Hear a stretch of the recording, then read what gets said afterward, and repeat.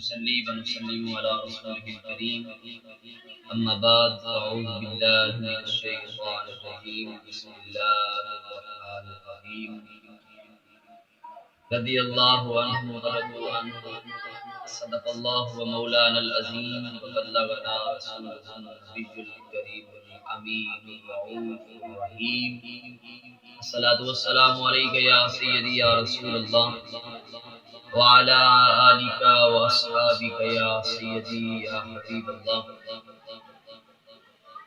السلام علیکم ورحمۃ اللہ وبرکاتہ.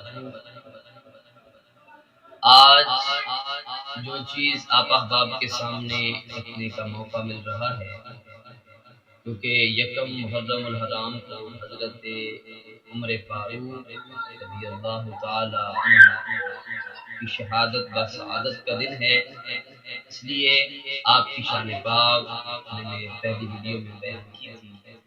اور آج جو چیز آپ احباب کے سامنے رکھنے لگا ہوں وہ ہے آپ کے ایمان لانے کا واقعہ. مسلمانوں کی بڑھتی ہوئی آبادی کفار مکہ سے جب برداشت نہ ہو سکی تو انہوں نے ہر طرح کی کوشش کی کہ کسی نہ کسی طریقے سے مسلمانوں کا نام صفحہ ہستی سے مٹا دیا جائے، مسلمانوں کی بڑھتی ہوئی تعداد کو دبوچ کر ختم کر دیا جائے. اس لیے ابو جہل اور ان کے حواریوں نے ایک میٹنگ بلائی. میٹنگ بلانے کے بعد یہ فیصلہ ہوا، یہ طے پایا کہ جو بھی بندہ معاذ اللہ محمد صلی اللہ علیہ وآلہ وسلم کو قتل کرے گا اس کو انعام دیا جائے گا، اس کو 100 اونٹ اور 40,000 درہم دیے جائیں گے.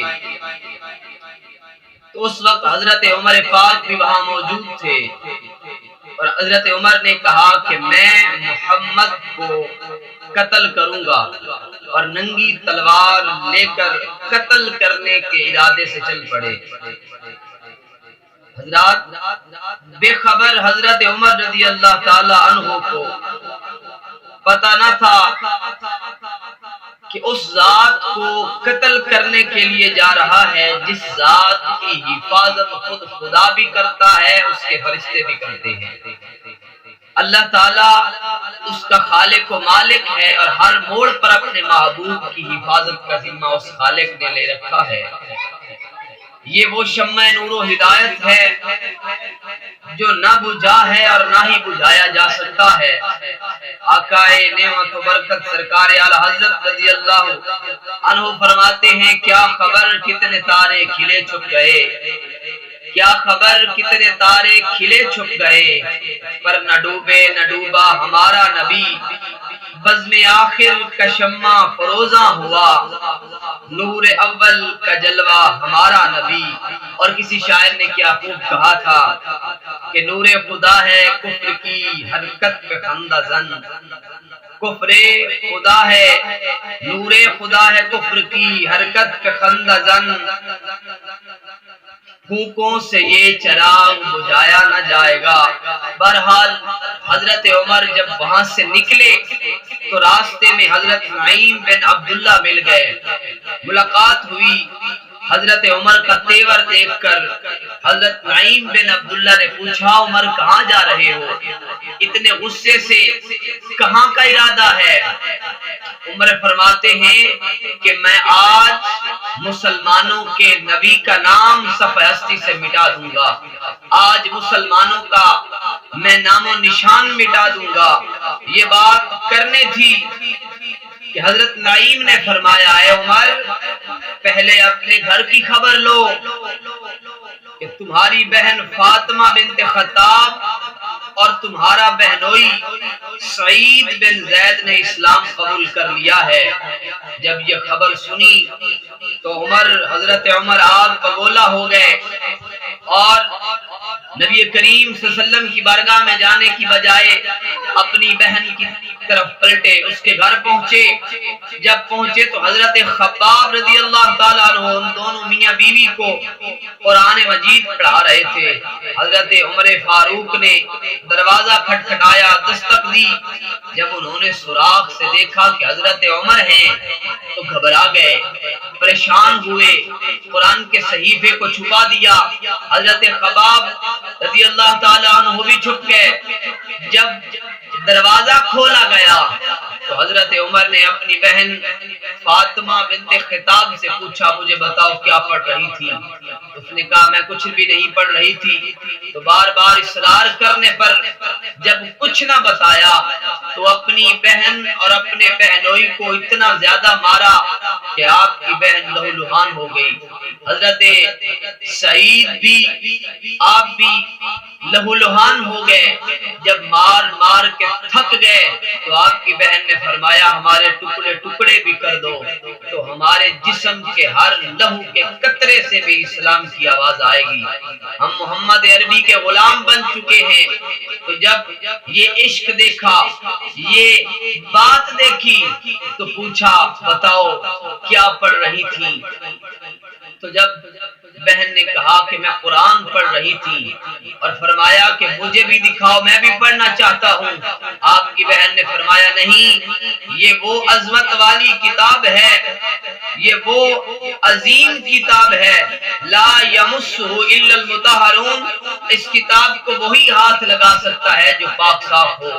حضرت عمر نے غسل کیا، غسل کرنے کے بعد جب سورہ طٰہٰ کی یہ آیت پڑھی، اننی انا اللہ لا الہ انا فاعبدنی واقم الصلاۃ لذکری، یعنی بے شک میں اللہ ہوں، میرے علاوہ کوئی معبود نہیں ہے، تو میری ہی عبادت کرو اور میری یاد کے لیے نماز قائم کرو۔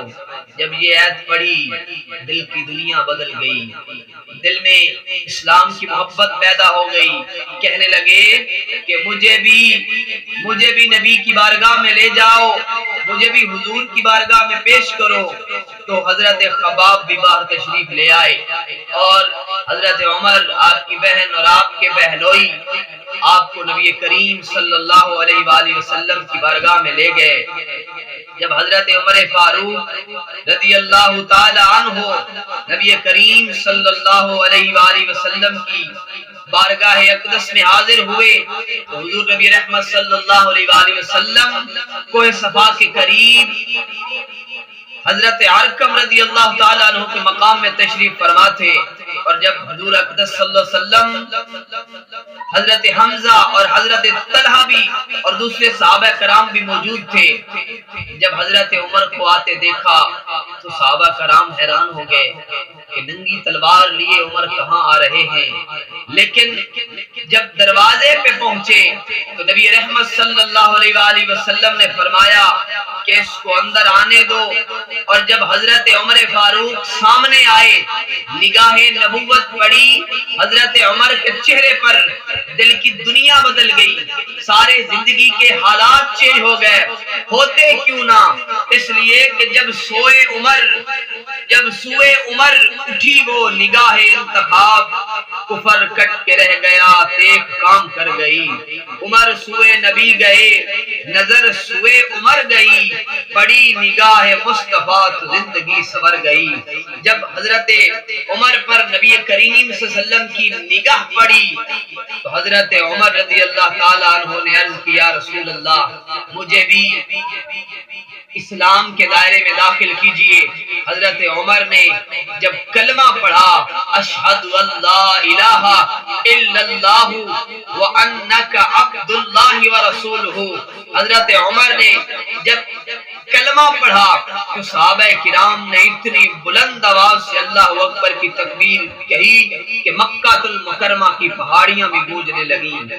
وہ دعا جس کا جو بند بہار قبول، اس نسیم اجابت پہ لاکھوں سلام، جس سے تاریک دل جگمگانے لگے اس چمک والی رنگت پہ لاکھوں سلام۔ ہم غریبوں کے آقا پہ بے حد درود، ہم فقیروں کی سروت پہ لاکھوں سلام۔ وآخر دعوانا الحمدللہ رب العالمین۔